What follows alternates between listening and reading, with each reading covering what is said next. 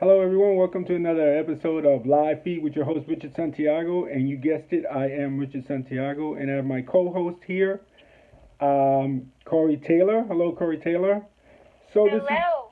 it's going to be a little different because Instagram's having a little difficulty. So, we are going to record it and then place it on our IGTV channel video library for everyone to see later on. So, Cool. Corey, who is Corey Taylor? Well, Corey Taylor is a girl who she started off kind of in a broken home. Her father left the family when she was very young, and she's had a very bad relationship with him ever since. But luckily, she has an incredible mother who is literally the best mom in the world and has done everything in her power to do everything for her, and truly took on the role as both a mother and a father. So she's been very, very lucky with that. Then she grew up a little bit and she went into school, and at first it started great. But then unfortunately, like I believe most people have, she started getting bullied, and she would come home crying every single day, and it was a very difficult time for her, but luckily she had her mother again who really pushed her through and helped her see that she was not alone, and really got her through it and gave her the strength to get through it. And then later on, she got a little more older. She started being cast in films, and she started doing lots of films, and she's been very lucky with that.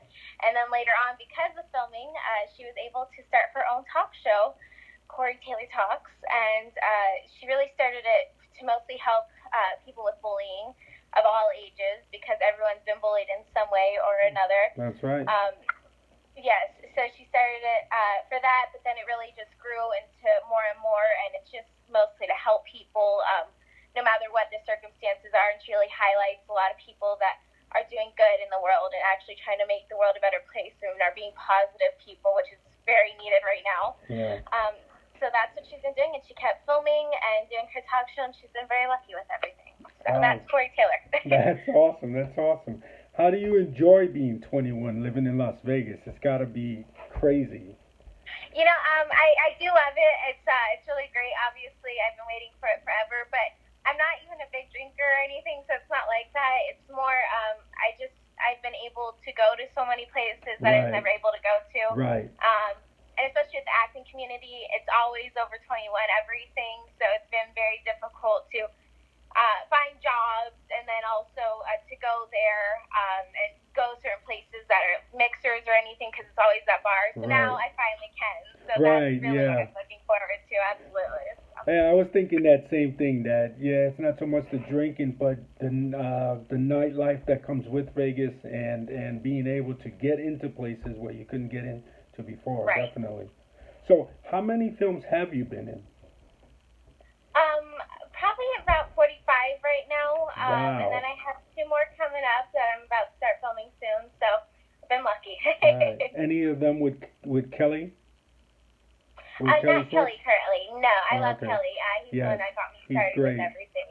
Yeah. He's great. Yeah. The reason why I mentioned Kelly, everybody, is because that was the first film I saw you perform in. Is one of Kelly Schwartz's films. Yeah. That's why I brought him up. So how long has Corey Taylor Talk been a thing? How long has it been on the air, if we can say?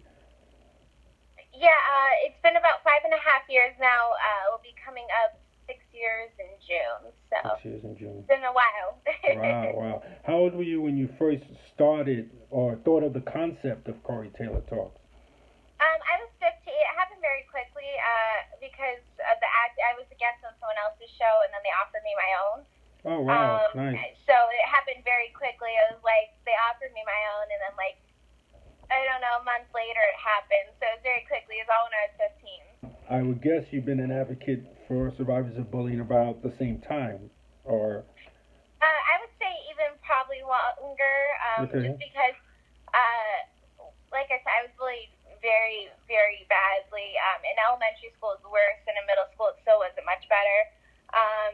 So when my mom really sat me down and made me realize that everyone has been, and you honestly almost have to feel bad for the people that are, because obviously they're so miserable with their lives right. that they have to focus on bringing other people down.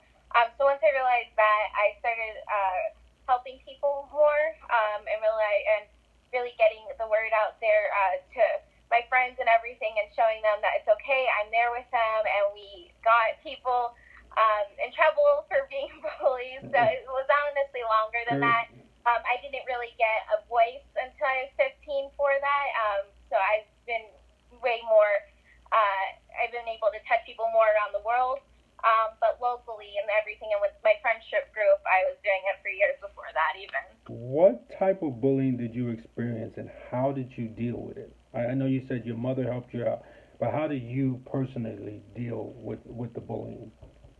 Yeah, so I was never physically touched or anything. It was all verbal and psychological and stuff. Um, and I honestly almost think that's worse sometimes, because I could take a punch, but when you're Right. mentally just so harsh on somebody, and even I had parents bullying me from people that I went to school with and stuff, because I was acting and their kids weren't, and I was getting bullied online by parents. Wow. Yeah, it was really just kind of crazy. And you think, oh, kids, like, okay, fine, whatever, but adults actually picking on children, that's just kind of mind-boggling. It's insanity. But with your doing, with workplace bullying, you see that, unfortunately, sometimes these bullies never stop, and they just get worse and worse. But, so it was a very difficult time.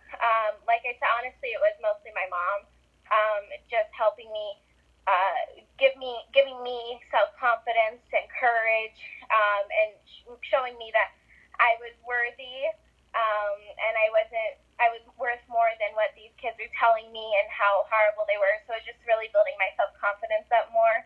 And honestly, the acting really helped me a lot too, because I was just kind of able to escape in characters and stuff. Right.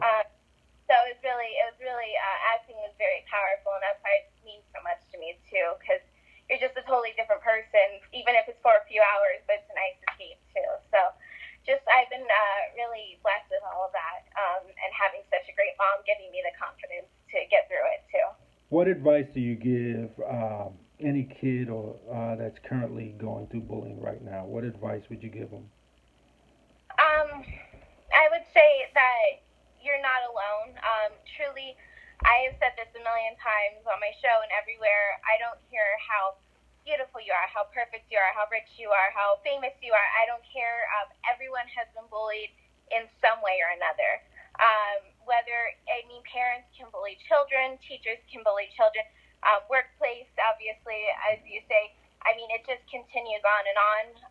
So it's a tough thing, but there's more positive people in this world than there is negative.